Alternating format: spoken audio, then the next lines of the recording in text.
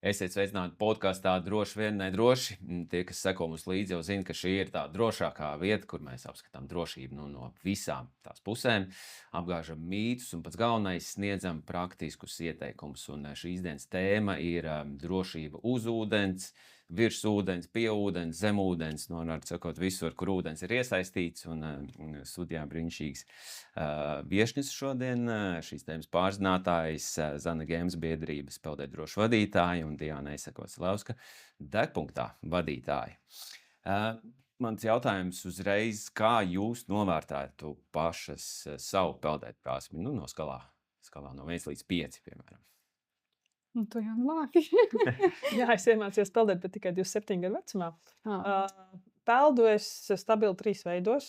Spēju nopeldēt kilometru vairāk 30 minūtēs. Es gribētu teikt, ka es peldēt māku, bet vai tas man dod tiesības neapdomīgi uzvesties pie ūdens, es teiktu, Skaidrs, ka cik ielikt 4? 4, jā. Tāds 4, jā. 4 no kuras skalas. No 1 līdz 5. Okay. Es jau domāju. Mēs māku peldēt, bet vienā veidā kaut kādā miksētā. Bet man vienmēr bijis pietāta pret ūdeni. Es neesmu no tiem nirēju faniem. Man ūdens ārkārtīgi patīk, bet ar pietātu un ar robežām daudz. Cik ielikt sev atzīmīt? Kādu? No 5? Līdz 5. 2. 2? Okay. Ja sevi raksturot kā peldētāju, man pašam šķiet, ka es arī diezgan labi protu peldēt un dažādos veidos, gan uz muguras apgriezties un atpūsties, ja piekūstēt. Ja Zana liekas ar 4, tad es arī laikam vairāk par 2 neliku. Jā, pirms tam es liktu vairāk, bet, ja tāds vērtējums, tad starp 2 un 3, 2 plus. Tā definīcija, kad mēs mēģinām skaidrot, kādas ir cilvēku prasmes, un ja mēs pasakām, cik māka peldēt, tad rātu rīkšķis ļoti daudz, bet tajā brīdī, kad mēs pasakām, ka ja cilvēks spēja nopeldēt vismaz 200 metrus, no kuriem 50 nepārtraukti, tas nozīmē īsie pasieni, tas ir 8, garie pasieni, tas ir 4. Ja cilvēks to spēja izdarīt, tad mēs varam teikt, muguras? 200 metrus vispār, no kuriem 50 uz muguras. Tie 150 varētu būt brīvā stilā, vai tas ir krauls, vai brass, vai kā kuram sanāk. Bet tā ideja ir tāda, ka tu vari jāspēj izdarīt nepārtrauktā kustībā. Ja? Tie 200 metri bez pieķeršanās, vienkārši brīvi izkāpt ārā, viegli elpot, nebūt aizelsušamies, spēja komunicēt, tad var peldēt. Laikam, ka es ierakstos šajā kategorijā. Es muguras vēl joprojām savā vecumā. Bet galvenais, ka tu vari nopelnēt 200. Uz priekšu es tiku, bet ne uz muguras. Visas iespējas ir iemācīties to darīt. Vasara ir iestājusies gandrīz. Tad viņi iestājas, atkal pazūd iestājas. Tā jau pie mums notiek.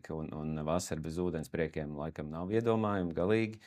Bet tie prieki bieži vien pārvēršas par bēdām, mēdz pārvērsties par bēdām. Kāda mums ir situācija Latvijā ar slīkšanu? Es gribētu teikt, slikta.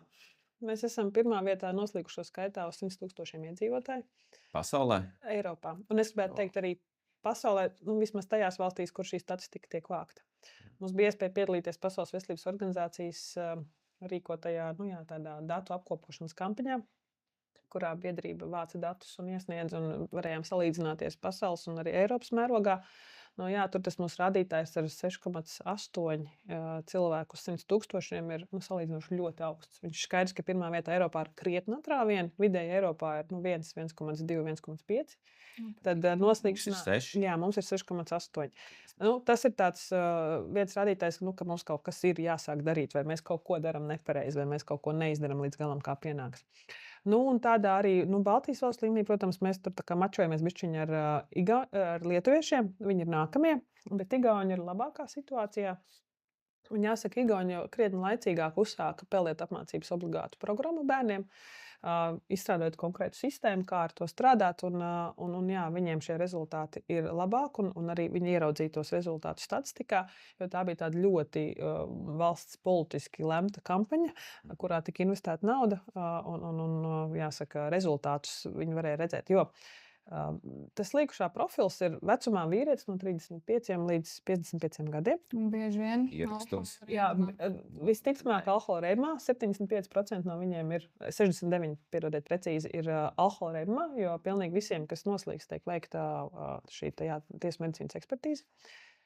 Un tas nozīmē, ka ar tiem jau kā tad mēs viņus varam sasniegt. Mēs jau viņus nevaram tādā normālā kārtībā sasniegt, jo viņi domā, ka viņi ir superīgi, ka viņi māca peldēt, ka viņi to var darīt alkohola reibumā, viņi darīt kad grib, kur grib, kā grib. Vienīgais veids ir caur bērniem. Un tad caur šos peldēt prasmi, tos, ko mēs no savas puses stāstam, ne tikai mācām bērniem peldēt, ko arī biedrība dara ikdienā, bet mums ir šīs drošības nodarbība, kā nenoslīgt. Viņi ir kombinēti no teorijas un prakses, kur mēs bērniem stāstam, ja tētis lieto aliņu, tad tu peldēties nedrīkst. Vai arī, ja tu gribētu peldēties, tad saki tētim, hei, tēti, varbūt nedzer aliņu šovakar pie Tam bērnam jau vajag teikt tam tētim, ka tu nedrīkst iet peldēties. Un tas arī strādā, un mums ir bijusi situācija, kur mums pie bērniem nometnē, un mēs viņam visu to mācam, un tad man zvana dusmīgs tētis vakarā 8. Ko jūs manam bērnam samācījāt? Viņš man neļauj, viņš neiet peldēt. Un es, protams, sagaidīju nākamā rītā diezgan liels nepatikšanas un skandalēšanu no tēva, sākot ar to, ka viņš izņems bērnu no nometnes un liks atmaksāt naudu. Bet dienas beigās viss bija ļoti labi, viņš saprata un jāsaka, iespējams, ka kādu mēs šādā veidā arī esam izglābuši. Statistika uzlabojās nedaudz. Tā ir tāda ļoti, pret bērniem ļoti atklāta un tieši komunikācija, bet, ja mums statistika ir tāda, savādāk jau nevar. Jāsaka, mēs esam vienmēr par tādu ļoti tiešu un atklātu runu. Šodien biju Cernikavas skolā, kurā mācās arī mani bērni. Viņam bija drošības diena, un es stāstīju par to, kā notiek, un es atļāvos viņiem parādīt video, lai viņi redz, kā izskatās slīkšana. Protams, es pirms tam veicu darbības, kā pajautājot, vai viņiem nav iebildumi. Ja viņiem ir iebildumi, tad viņi var doties ārā vai neskatīties. Un tā bija vienīgais mirklis pusotru stundu laikā, kad zālē bija pilnīgs klusums. Jo pirms tam bija ķiķināšana par šo tēmu. Ar mani jau tas nekad nenotiks. Es esmu tālu no tā, es māku peldēt, jo pirms tam bija roku mešs ar to, ka visi māk peldēt. Un tad es prasīju, kurš jums iemācīja peldēt, mamma un tētis, un tad es prasīju, kurš no jums ir mācījies peldēt baseinā, man pacēlās 3 rokas. No vidēji 55 bērniem. Tas dienas beigās nozīmē ko? Kad pašmācības ceļā cilvēki iegūst šīs peldēt prasmes. Un statistikā mēs redzam, ka tie, kas ir iemācījušies paši, ir arī tie, kas ir nenovērtē savas spējas, pārgalvīgi, rīkojas neapdomīgi, lieto alkoholu. To parāda statistikas dati. Tie, kas mācījušies peldēt organizētās nodarbībās, jebkurā vecumā. Labāk. Jā, viņiem ir lielāka izpratne, viņi novērtē adekvātāk savas spējas, un viņi spēj, rīkoties arī apdraudējuma situācijām. Es domāju, tas piedod pārtrauc, bet es arī savam bērnam, lai cik citreiz varbūt no malas tas būtu tā brutāls, viņam arī diezgan tieši saka, ja būs šādi, tad tas beidzas ar to un to un to nosaucot tās reāli sliktās lietas. Nevis vienkārši sāpēs, bet tur var mamma un tēti nekad vairs nesatikt. Var būt briesmīgi, bet man liekas, citādāk ir kaut kāds vecums, kurā tu nevari. Viņam ir jāparāda. Es esmu ļoti par to, ka parādu to, varbūt ne pārbiedējot, ka viņš tur tiešām noslīkst un viņi izvelk tur sastinguši ārā, bet uz to virzītu noteikti. Jā. Lai viņš saprot, kas var būt. Man liekas, ar bērniem, un arī tāpat kā ar pieaugušiem, tā man pieeja vienmēr ir bijusi tā. Es ļoti tieši un atklāti runāju. Kas man, patīk, kas man nepatīk, un arī savus vēstījumus, ko es gribu nodot, viņš ir ļoti tieši un nepastarpināts. Jo man liekas, ka tajā brīdī mēs nedzīvojam vairs tādā laikmetā, kur mēs spējam runāt ar puķiem. Ja mums nav tik daudz laika, mums TikTokā video ir cik 3-5 sekundes, cik mums ir tur tas svaipošanas, jā, tas tur, tā kā, un tad tur caur puķiem mēģināt izstāstīt, kas notiks, ja tu tagad nepaklausīsi un viens pats ies peldēt. Piedodiet, tam nav mūsdienās vairs laika. Bet kā tam bērnam iemācīt tādu, nevis tā kā, tādu nosacīt bijību pret ūdeni, bet vienlaikus arī nepazaudējot to, ka ūdens arī ir tā vieta, kur viņi gūst prieku, un tā ir vieta, kur izklaidēties un priecāties. Tur tā robeža ir. Tā robeža ir šaura, bet tas, kas man vienmēr patīk, un tas, ko es redzu, tad, kad bērni mācās peldēt, un tad, kad viņi nāk pie mums uz nodarbībām, ir tas, ka tajā brīdī, kad tas notiek organizētā un drošā vidē, peldbaseinā, treneru klātbūtnē, un tajā brīdī, ka viņš apgūst šo peldēt prasmi, Un es varu par sevi teikt viennozīmīgi to, jo es to darīju apzinīgā vecumā, 27 gados, salīdzinoši jau veca.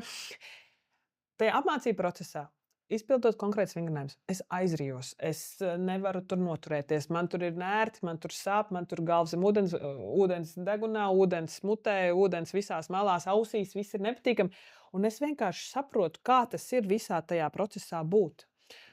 Un tajā brīdī, kad es, piemēram, gribu doties atpūtā pie ūdens, es nemaz nealkstu nonākt tajās situācijās, ja, kur, piemēram, iekrītot ar nejauši vai jauši ar galvu. Un nevis tie, kas tur, nezinu, aizspiež rokas ar degunu, ar rokām, ne, bet tādā normālā kārtībā. Tas viss process nav nemaz tik patīkams. Bet tad, kad viņš ir izgājis cauri tam procesam apmācību ceļā, viņš zina tās savas spēju robežas, un viņš lieki neriskēs. Bērns tiešām to nedarīs. Un tas ir tas, kādā veidā mēs viņam iemācām, ka, ja tu darīsi tā, rezultāts būs, nezinu, pilns deguns. Mēs, piemēram, liekam, mēs ņem burbuļus. Ja viņš nezina to, ka viņam jāizpuš caur degunu ārā ūdens, viņam pirmā brīdī būs viss pilns deguns ar ūdeni. Tādēļ nākamajā reizē viņš jau paklausīs treneri. Un tad tajā brīdī, kad viņš nonāks tajā iespējams sarežģītajā situācijā ūdenī, atklātā ūdens tilpē, viņš jau zinās automātiski, ko darīt. Un tas bērnos, ja mēs to iemācām, tā kā automātiski reakcija, viņš lieki iespējams neriskēs. Ja mēs esam teikuši, ka lekt uz galvas ir slikti, ceram, ka bērnam pieaugot, protams, viņš gribēs izmēģināt visu kaut ko, bet tomēr viņam aizķersies to, ka dienas beigās to darot, tas var būt ar zināmām sekām. Un tas, kas ir vēl viena lieta, ka tie bērni, kas peld un aktīvi peld tajā peldbaseina dziļā, tīrajā ūdenī, nemaz tik labprātīgi nepeld tajos upēs un diķos un ezeros. Piemēram, viņi tur tā viegli pa maliņu pastaigās, viņi zina, un tad, kad es viņiem prasu, kas ir, viņi saka, man tā kā nemaz līdz galam patīk, jo es neredzu ūdeni, es tur nekontrolēju to situāciju. Viņam izveidojas pilnīgi cita izpratne. Bet tas ir slikti vai labi? Es teiktu, ka tas ir normāli, ka tā tam vajadzētu būt, jo patiesībā tāda atklātā ūdens tilpē, ko mēs ejam darīt? Mēs neejam tur peldēt garās distances, ja vien mēs netrenējamies ultramaratonam vai kaut kā tā. Mēs ejam atveldzēties. Ikdienā parastais, piedodiet, latvietis, piekusis pēc darba dienas, pārmet vielu pār plecu un iet uz upi. Ko? Atveldzēties, nopelst, jā, bet tur no peldēšanas ir cik normāls. Jā, paplunčājas. Un tas jau ir tas būtiskākais, ka tā šķirtne starp peldēšanu, kas ir zināmas kompetences, ķermeņa fiziskā attīstība, ja, un tā, ar to plunčāšanos, kas notiek vasarā ūdens tilpēs, ir ārkārtīgi liela starpība. Ja. Un ja tu visu, piemēram, kā mēs, ģimene, arī mazākais Haris šobrīd 4 gadi, stabili peld 10 metrus, bez jebkādiem palīgu līdzekļiem, ja. Tā ir 27. viņa peldiet apmācības reize. Jo viņš ir mazais eksperiments, zin kā ar bērniem saviem var eksperimentēt. Tas ir šķistāk. Tad, es mazliet baidos no tā, jo viņš reāli var nopeldēt. Viņš arī Bellai, kas ir viņa draudzene 4-gadniece stāsta. Bella saka, tu peldi kā bez peldriņa? Jā, es peldu bez peldriņas, tu gribi redzēt? Tā tad, šturmēs tuņās un ies uz upi, ja. Tātad viņā ir šī pārgalvība, bet peldu, tāpēc esmu es kā mamma, kas novērtē situāciju, neļauj viņam iet, visu laiku viņš ir tādā uzmanības lokā, ja viņam nav tā, ka viņš tur var pats izpausties un darīt, ko viņš grib. Mēs iemācam bērnam, kur ir drošā vide, kur viņš var eksperimentēt, kur viņš var lekt uz tās galvas. Tas ir peldbaseinā, treneru uzraudzībā, vecāku uzraudzībā. Tajā brīdī, kad viņš iet atklātā ūdenī, viņš par to ziemu peldot ir tik daudz atlicies, ka viņam ar tā atklātā ūdens tilpnē. Bet, ja mēs to visu nedaram, ja vienīgais brīdis, kad bērns tiek pie ūdens, ir tad, kad ārā 32 grādi, tad arī sākās tās dzīvās šausmas, ko mēs pēc tam redzam statistikā. Vai piemājas baseinā. Visu laiku nebija, un tagad uzliek piemājas baseinu.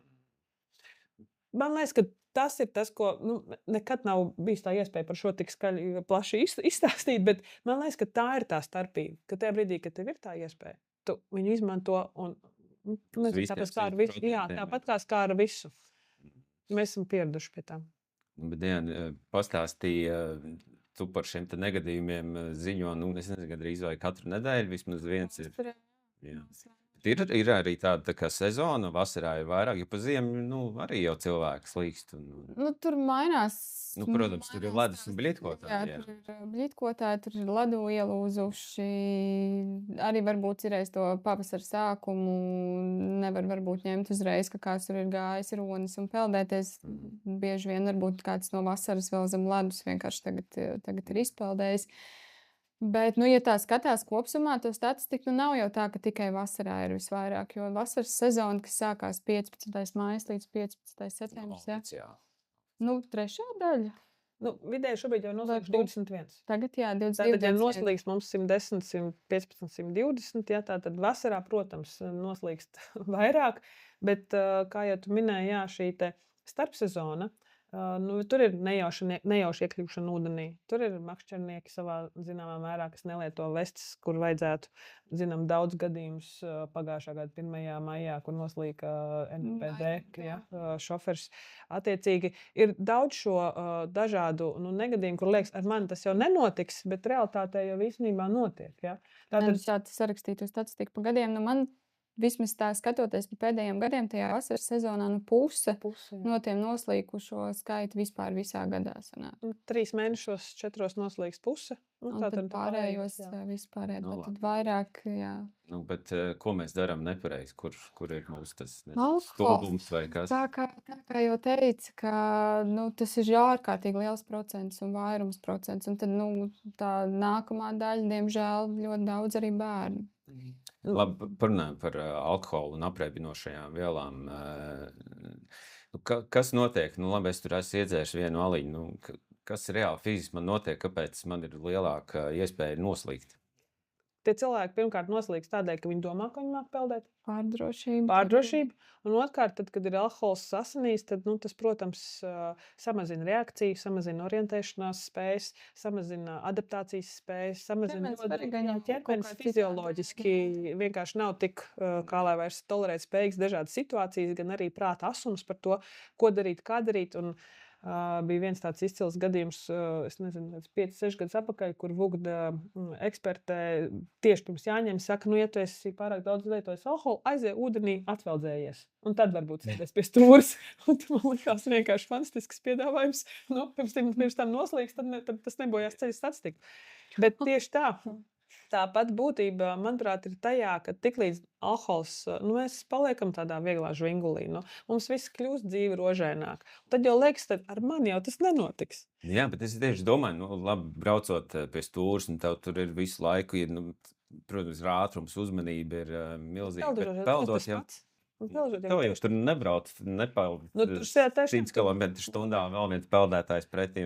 Bet tur tu esi pats ar sevi, un tajā brīdī, kad vairs rokas un kājas nekustas tā kā pienāks, un reakcija ir zaudēta, tad ūdens, un ja tu esi neaiz drošajā dziļumā, kas ir, tā teikt, līdz krūtīm, vai no dabas līdz krūtīm, ja? Tur tā arī viss beidzās. Bet tu tā, ka, netīšām aizries, un tad sāk kaut ko. Tā slīkšana, ja kādam es varētu paprasīt, kas īsti notika, vāc viņi nerunā. Ja domājies, viņš izceļ, viņi nerunā. Es gribēju tieši to pašu arī teikt, ka mēs noteikti nemaz neapzināmies, cik tas vienkārši notiek ārkārtīgi ātri, ka tu ierauji to ūdeni, ka tev tajās dažās sekundēs uznāk tik liela panika, un ka viss, un tas ir tāds pakāpeniski vienkārši, tad neko, viss Brīdis par noslīgst, 30 sekundēs, tas ir tas vidējais, tas arī, kas skatoties dažādas video un analizējot dažādas situācijas, kurās mēs, nerad arī pieaicināti kā eksperti vienkārši pastīties, kas tad notika, ko mēs varam darīt savādāk. Un tās pašas negadījumi, kas ir peldbaseinos un ūdens akvaparkos un tā. Latvijā viņi notiek ļoti daudz, vienkārši par viņiem neviens nerunā. Un tas ir ārkārtīgi klusi. Tas nav kā filmās, ka palīgā un rokas. Izstāstiet, kā notiek. Tas nav kā filmās. Ja es slīkstu, glābiet. Tur vienkārši nevar tās rokas pacelt fiziski, jo kāda pacel augšā rokas fiziski, tā ķermenis iet ūdenī. Bet kas ir galvenais, ko cilvēks cenšas panākt? Viņš cenšas ievilkt telpu. Tajā brīdī, kad viņš cenšas ievilkt telpu un mēģina to galvu izbāzt ārā ūdens, viņš arī nespēja pabļaut, tāpēc, ka viņš velk iekšā elpu. Pirmkārt, tas notiek klusi. Otrkārt, kā es jau minēju, tās rokas nemaz nevar tā pacelt virs tā ūdens. Ja viņš var pacelt un kaut ko kārpīties, tad viņam vēl ir izredzes. Es gribēju teikt, ka viņš vēl var bļaut, tad jau visticamāk viņš vēl neslīd. Bet tajā brīdī, kas ir raksturīgākais, ir tā sajūta, ka ir tā kāpjošā, kā mēs sakam, kalnās rāpjošā kustība. Ja rokām, kājām viņš tā kā grābj ūdeni.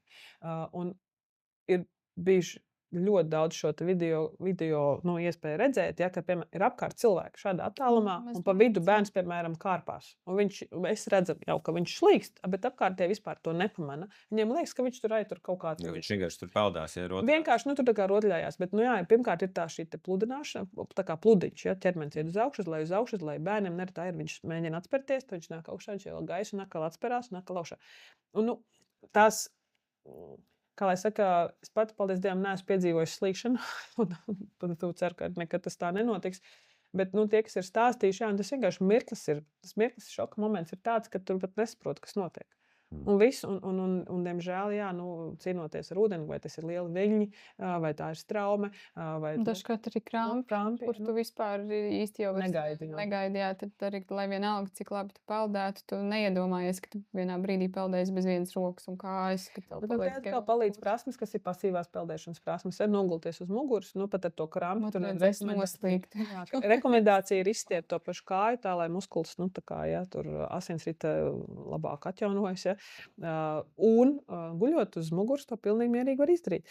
Tas ir tas, ko mēs varam. Ja tu jūti, ka rāju krampī, tev ir vislabāk uz muguras. Vienmēr arī tad, ja pietrūkst spēku. Tāpēc tas guļot zvaigznītē, mēs guļam zvaigznītē. Varat pamēģināt, sāksies vasaras sezona, katrs no mums tādā drošajā dziļumā tā līdz celīšiem, nogulties un mēģināt pagulēt. Mēs, piemēram, bērniem liekam gulēt vismaz savus 5 minūtes. Man iet, ir spiest gulēt visas 15. Tik tu zvaigznītē vienkārši izgulēs? Jā, gulēs ūdens tur. Ne visam tas sanāk, tas ir jāiemācās. Kāpēc man nesanāk? Jātrenējās. Sev nav jākustina rokas, tev vienkārši ūdens noturēs.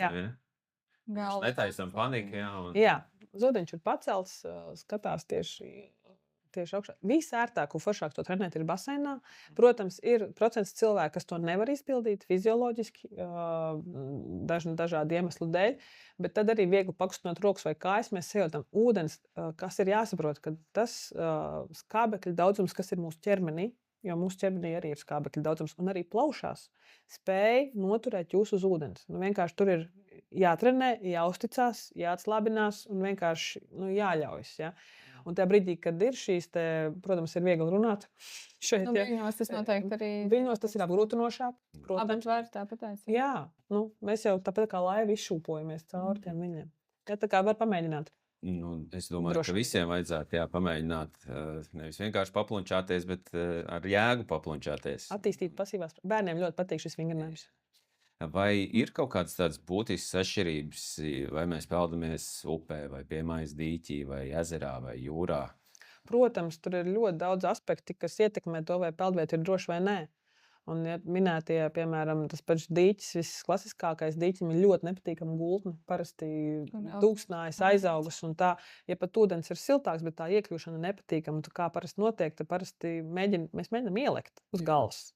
Tur iepriekšējā dienā kaimiņš pakluso atvedis un izgāzis, piemēram, savu gruvešu kaudzi. Tad mēs ierobamies ar galvu gruvešu kaudzē. Piemēram, nedramatizējot, tā ir reāla situācija. Tātad nākamais upēs ir straume. Ir sajūta, ka kas tad tur, Virsū tu neredz. Virsū tu neredz. It kā jau tur kāds lapiņa, kāda varbūt vilnīša. Mēs esam, bet tie jau tiekšā sākot peldēt, tu saproti, ka es netiecu uz krastu. Un sākās panika, tu vairs netiec apakaļ uz to krastu, un tad, kas ir, tad vienkārši peldi pa straumu tuvāk krastam, kamēr tu nonāc tajā drošajā vietā un var izkāpt, kādi ir upes krasti. Ne visur jau ir smukas pludmalītes, Tātad tas ir viens no aspektiem. Tādā ziņā arī noslīst vismazāk jūrā. Tas vidēji par šiem gadiem mēs kopā ar Vugdu, kas īstenībā pateicoties arī no 18. gada sāk vākt šo parādīt atsevišķo statistiku, jo mēs jau tos operatīvos datus neredzam. SPKC datus apkopo nākamā gada maijā, jūnijā, un tad tos paziņo pie iepriekšējo gadu. Mēs nezinām, kas tajā gadā ir noticis. Vugda arī tas ir tas, ko viņi izceļ. Jā, tam visam vēl jāpluso klāt ir reizes, kur kaimiņš, piemēram, izceļ un teikt tikai mediķi izsaukt. Tas ir vēl populāri. Jā, un tad jūra tādā ziņā ir viena no pateicīgākajām tādēļ, ka tur ir stingrs pamats. Ūdeni mēs redzam, ir lēzena iekļūšana. Ja nav akmeņi daudz un aizaugumi, kas ir vairāk, tas ir Tūjas pludmalē, ir akmeņi, šo vai, piemēram, Bernāta, kas ir Liepājā, kas ir intensīvi ar šiem straumēm un ar tā. Un tad mums vienmēr ir jautājums, kā tad tos ripkuranti vai tur tās pretstāvumi atpazīt, Un tad viens no mūsu arī treneriem un ekspertiem, Toms stāsta, ka var redzēt tajā brīdī, ka veidojas bedres. Un šīs straumes, kas velk iekšā jūrā, ir tad, kad mainās vēja virzieni, un to nekad tu nevar zināt. Tur neviens meteorologs par to nevar brīdināt, un kaut kādā brīdī to nevar saprast. Bet veidojas bedres, ka tu ej un iekāp jūrā bedrē, tad skaidrs, ka tajā vietā peldēties nedrīkst, jo tur veidojās šīs atcerams, ka ūdens tiek saskalots turp šurp. Atcerās nozīmē, ka tev var Viņi ir vēl iekšā, un tu nevar izpeldēt krastā. Un tad arī tas vienmēr bija, man liekas, uz to sāni jāpeld, lai tik tiec. Bet tas ir jāsaprot. Kad tu mēģini peldēt un saproti, ka krasts tuvāk nepaliek. Ne, bet izstāstījā šos, tad, ja es esmu jūrā un jūtu, ka man valk iekšā, tad ir jāpeld, nevis jācīnās un jāpeld tieši uz krastu, bet uz sāni. Vispār jau tā labā praksa ir tāda, ka mēs ejam jūrā līdz sam drošiem dziļumam. Kā es teicu, tas ir naba krūtiņas. Ja? Un kādēļ? Tādēļ, ka liekot nākamo soli, iespējams, ka tur var būt tā bedre. Un ja tā bedre ir dziļa, tu vienkārši ej un jau ir ūdens pāri galvai. Ja? Tātad vairs nav drošais dziļums. Tad mēs ejam, un tad mēs peldam paralēli ar krastu. Un īstenībā tā mēs darām gan ezerā, upē varbūt grūtāk, bet jūrā tas ir vienkārši, un tad turp šurp, tur var peldēt, nezinu, līdz Igaunijai un atpakaļ. Bet tā strauma, ja tu peldi paralēli krastam, tu jūti, ka viņi jutīs. Jā, tu viņi vienkārši jutīs. Un, teiksim, tu jutīs gan to, ka viņi sākas, gan to, ka viņi beidzas. Ja? Tā kā tu arī, bet ja tu peldi iekšā un ārā, tu nekad to straumu tādā veidā nesajūtīs. Tas ir tāds. Labi, un tātad, tas jūrā, upēs, tātad mums var būt arī straumas, kā tur droši peldēties. Jā, upes un ezeri varbūt ne tik ļoti, bet upes, man liekas, mums ir relati ir Likteņa upe Gauja, ja, kur vienmēr saka, ir atveri un ir straumi un cilvēki tur daudz zaudējuši dzīvību. Es izvairos peldēt upēs, teikšu godīgi. Man liekas, ka tas nav droši. Un, ja mums gribās iet, tad mums labāk iet to darīt labie kārtotā pludmalē. Mēs zinām, bija smags, ka tas gadījums, kur noslīg 5-gadīga meitenīte Siguldā. Viņi pēc tam pilnībā, pārtaisīja peldvietu, labie kārtoja, izvietoja glābējus, šobrīd brīdināšanas sistēmas saliktas ir bojas. Respektīvi, izdarīja visu, un es teiktu, Malači Siguldā kopā ar pašvaldības policiju tur dara lielisku darbu, un tā ir droša vieta, kur peldēt.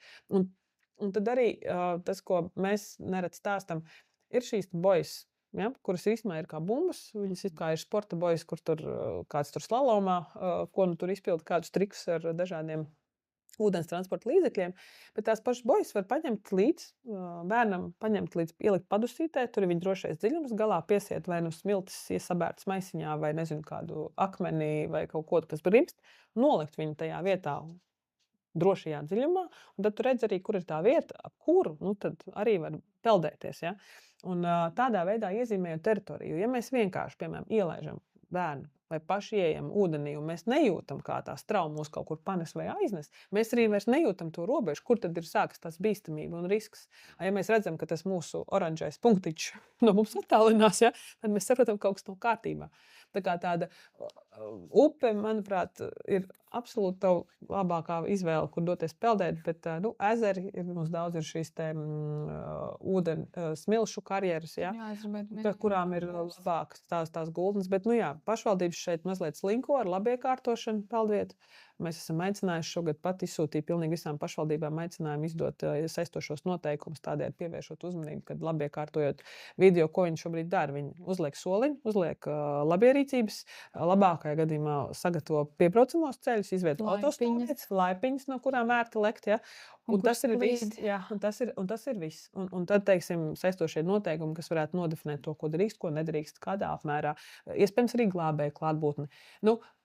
Tās visas lietas, ja ir sakārtota infrastruktūra, tas samazina risku noslīgt. Ja? Un arī vedina cilvēkus uz labiekārtotām vietām peldēt.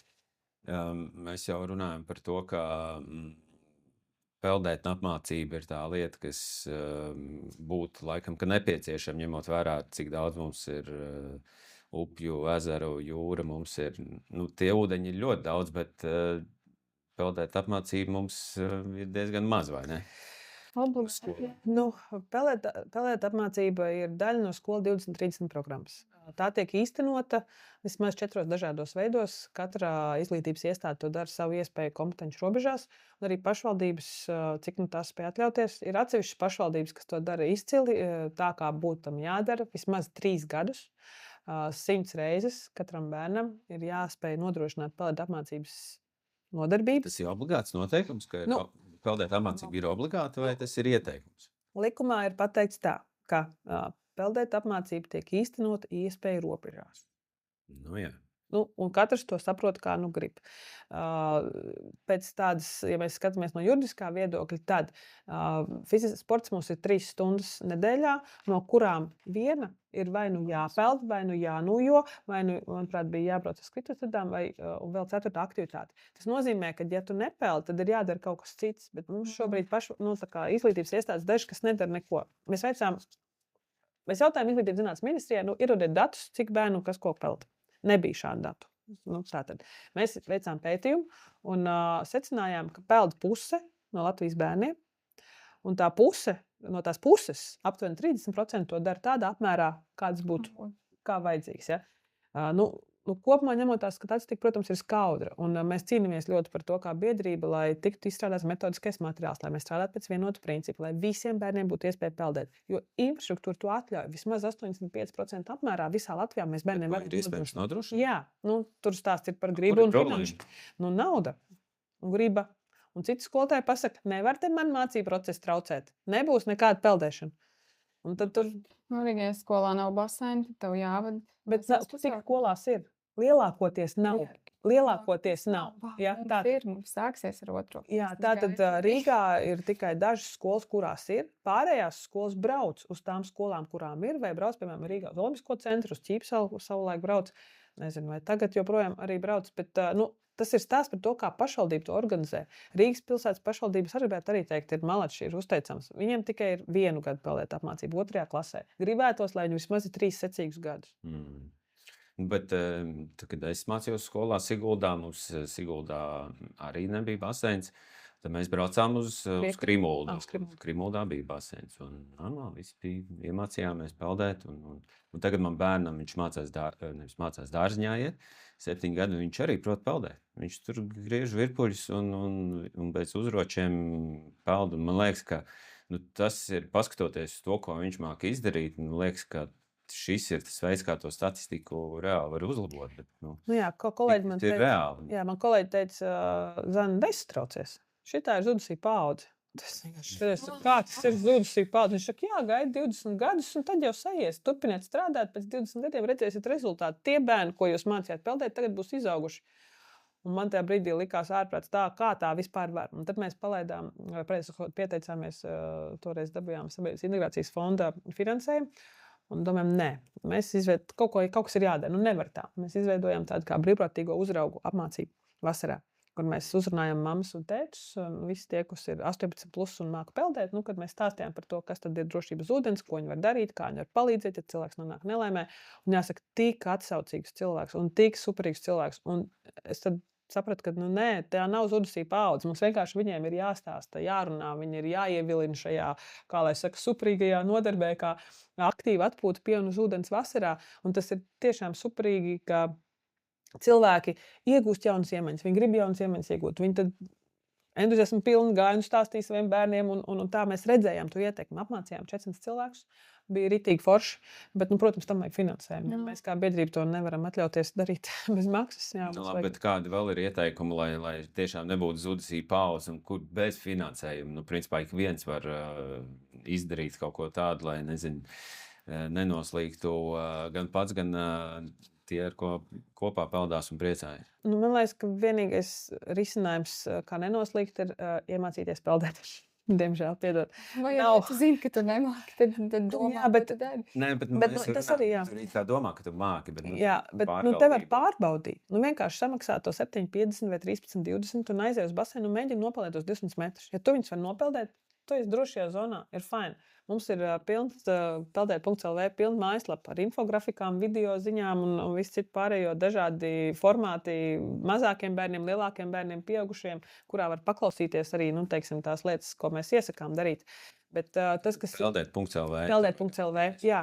Bet tas fundamentālā izpratne, man liekas, kas mums bišķiņ tā kā pietrūkst, ir peldēt prasme ir dzīvības saglabājoša prasme. Manā izpratnē ir tas pat kā iemācīties ēst ar dakšiņu un azīti, vai tāpatās kā iemācīties braukt ar riteni kaut kādā brīdī. Ja mēs nemākam peldēt, mēs būtiski zaudējam savu dzīves kvalitāti. Arī tie paši pusauģi, arī bērni. Viņi nevar, piemēram, braukt ar citiem bērniem uz akvaparku, ja viņi nemāk peldēt. Viņi nevar doties, ar klasi braukšanā, ar ekskursijā braukt ar laivu. Labi, var uzvilkt vienmēr peldvesti, kas ir jādara. Arī peldoties? ja nav, es, piemēram, ezerā peldot velku peldot. Peldas. Es braucu ar ūdensslēpēm, es braucu ūdensslēpēm, es nekad nepeldēšu. Ūdenslēpēm, Jā, bet ja es kāpu iekšā peldēt ezerā, es vienmēr vēl peldēšu. Es bez peldves nepeldu. Man, piemēram, es tur, Dievs, 3-4 metri deju uz ko Tas man nekas, ka citi domā, Man pilnīgi vienalga. Šitā jocīgi. Man pilnīgi vienalga, ko viņi domā. Jā, Nu, tas īstenībā ir forši. Man ir tā kā tiešām. Vajag stilīgs peldves, vienkārši lai smuks. Tur jau tā lieta. Dievs, Dizaineriem ir vajadzētu. Viņi ir peldēt droši zaļajā krāsā. Jā, vienkārši vajag smuks, stilīgs peldves, lai tev ir ko izrādīties. Tas pats man ir 2 dēli. Tagad 15, 18 tuļņās būs Robertam. Skaidrs, ka viņi uz manīm skatās kā prātā sistu, jo nevienam citam draugam mamma tā neuzvedās kā es. Mamma apkaunā. Jā, apmēram. Bet tāpat laikā mēs regulāri atpūšamies uz ezeru. Ja mēs braucam ar veiku, ar ūdensslēpēm, viņiem mugurā ir vestes. Viss ir, tā kā lai saka, kā pienāks. Un arī viņi paši saprot, ka viņi ir nobraukšies ar to veiku, jo viņiem mugurā nebūtu vestes. Un ja viņi arī pēc tam peldās tur. Ir grūti, tev visu laiku ir jākustās. Neviens negrib noslīgt. Man liekas, ka dzīve ir tik skaista. Un tā veste ir tikai, cik 2 sekundes uzvilkt. Kāda starpība, ko citi padomās? Es esmu dzīva un es negribu beigt savu dzīvi, nezinu, ezerā. Negribu. Tas arī briesmīgākais, ka, visi to statistiku, jebkuru no tiem gadījumiem varēja novērst. Tās nāves ir vienkārši pilnīgi liekas. Tā katra varēja vienkārši nebūt. Un tur jau tā lieta, jebko darīt maksimumu, lai tu neesi vienkārši tādā stulbā statistikā. Ja tu neesi statistika, ja? Lai tu nepārvērties slīkoni. Jā, bet labi, noslēgumā varbūt tādi ieteikumi, ko darīt, ko nedarīt.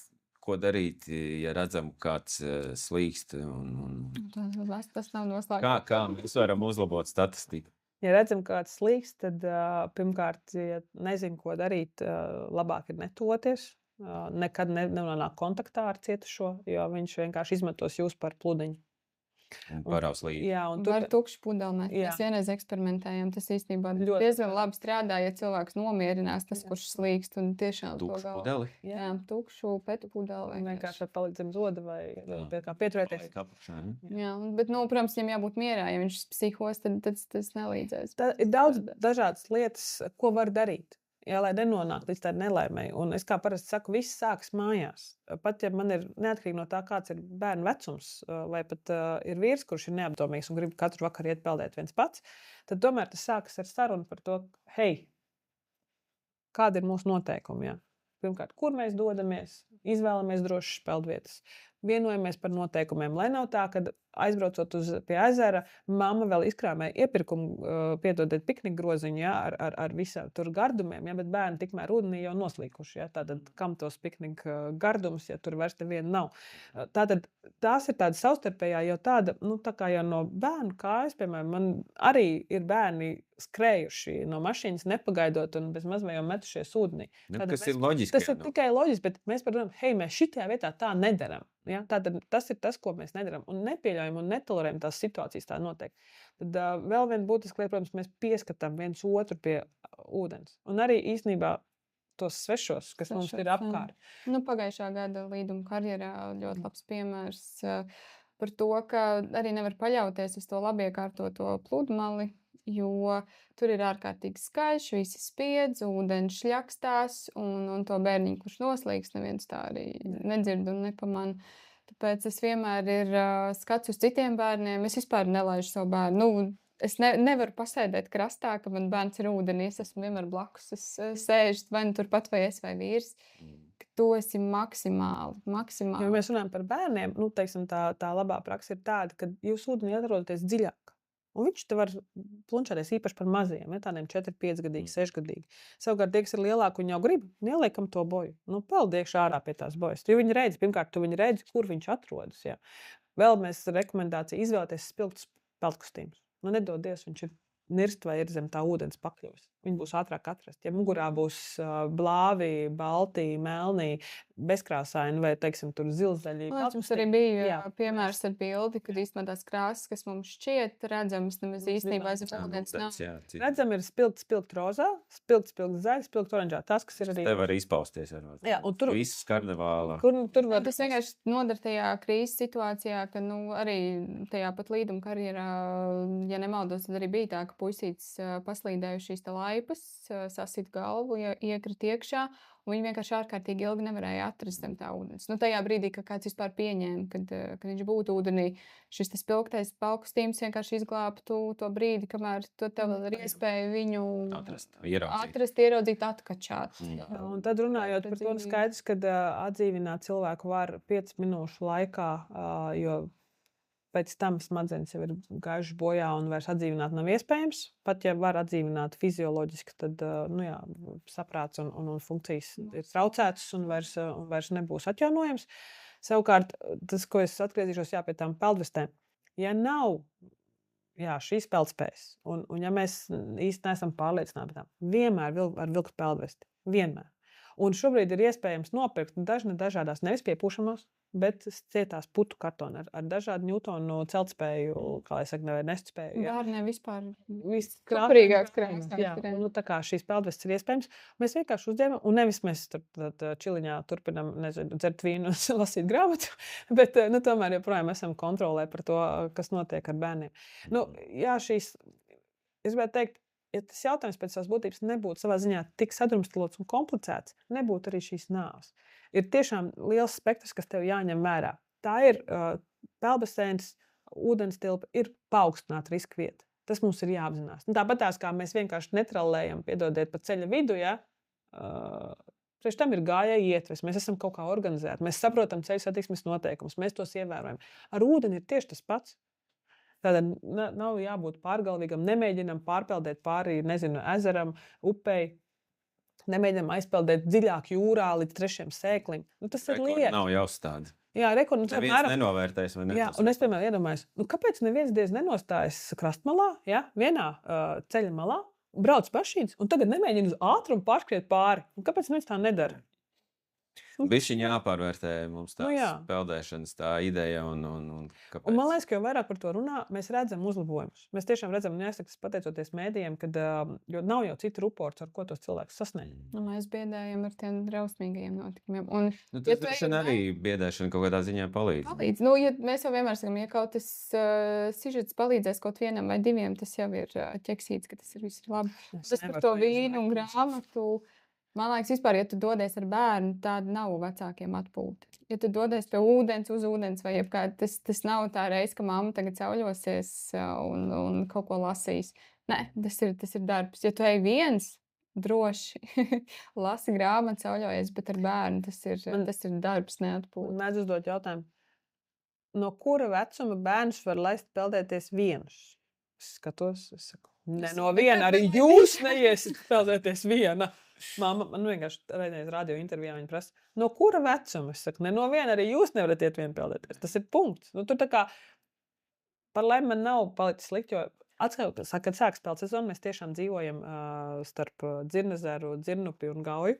Un Dzirnupi ir ļoti superīga vieta, kur peldēt, kur mēs esam paši labi iekārtojuši, attīrījuši un zinām, kas tur atrodas. Mēs peldamies katru dienu.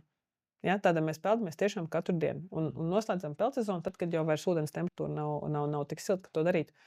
Un tas arī ir tā regularitāte, ka man bērni zina, kad viņiem, pieļauju, kad lielie ir kādā reizē tur darījuši nedarbus un gājuši vien paši un baidījušies, jo es atrodu mājās pēc tam slapšas pelčeris, ko darīju. Es saku, tu biji peldēt? Jā, ar draugiem, bet tur bija Alberta mamma. Es saku, fantastiski, tu vienkārši varēji pateikt. Nav jau problēma, pasaki. Ja tur ir Alberta mamma, man nav problēma, ka tu ej peldēt. Bet tu vienkārši pasaki. Bet tā kā tomēr, ka mēs ejam regulāri peldēt, dodam viņiem to iespēju, viņiem, kā lai saka, nav tas saldējums, kurš šis laika ir veiklā un nekad netiek nopirkts, bet tik ļoti to kārojas. Un es domāju, ka mēs pieaugušie par to varam strādāt ar bērniem un paši būt apzinātāki un nepieļaut tās situācijas. Peldam droši, apskatāmies mājaslapā Peldēt.lv. peldēt.lv, kā tad droši peldēt. Savukārt, gan šo epizodu, gan visas pārējās epizodes varat skatīties tv3.lv, mūsu YouTube un Spotify kanālos, un noteikti apmeklējiet arī Balta drošības akadēmiju, kur būs vēl daudz un dažādi drošības ieteikumi. Tiekamies nākamajā reizē!